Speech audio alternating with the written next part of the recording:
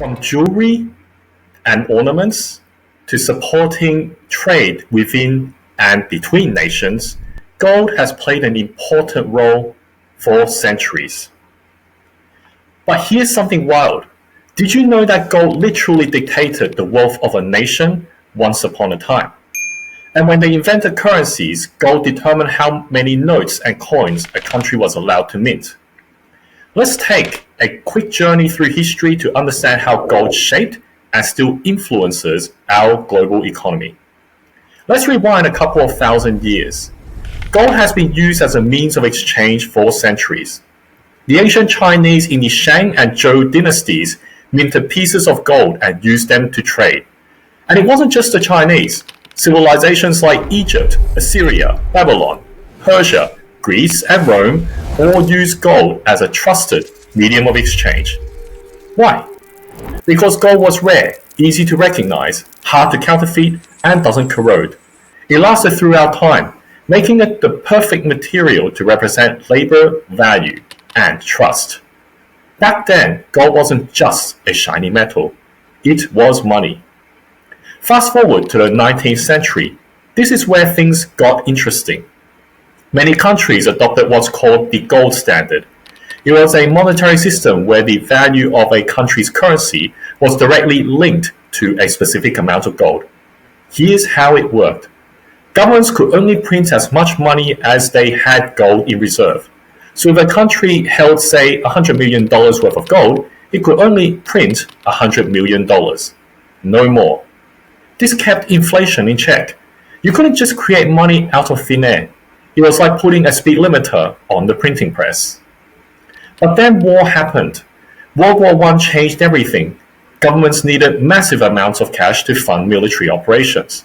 They couldn't stick to the gold rules anymore, so they started printing more money than they could have gold to back it up.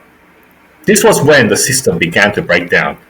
Things started off well in the 1920s.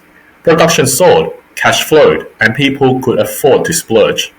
However, all good things come to an end, especially when they were illusions to start off with. The end of the 1920s saw a major market crash as prices went out of control and there weren't enough fools to blow the bubble bigger. First came the Great Depression. Businesses laid off workers, unemployed households cut spending, causing the economy to go into a death spiral.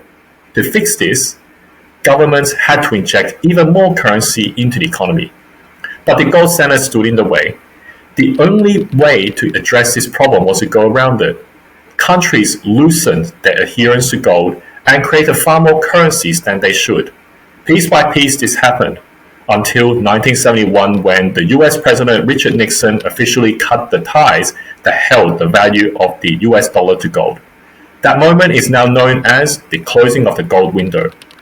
From that moment on, we entered the era of fiat money.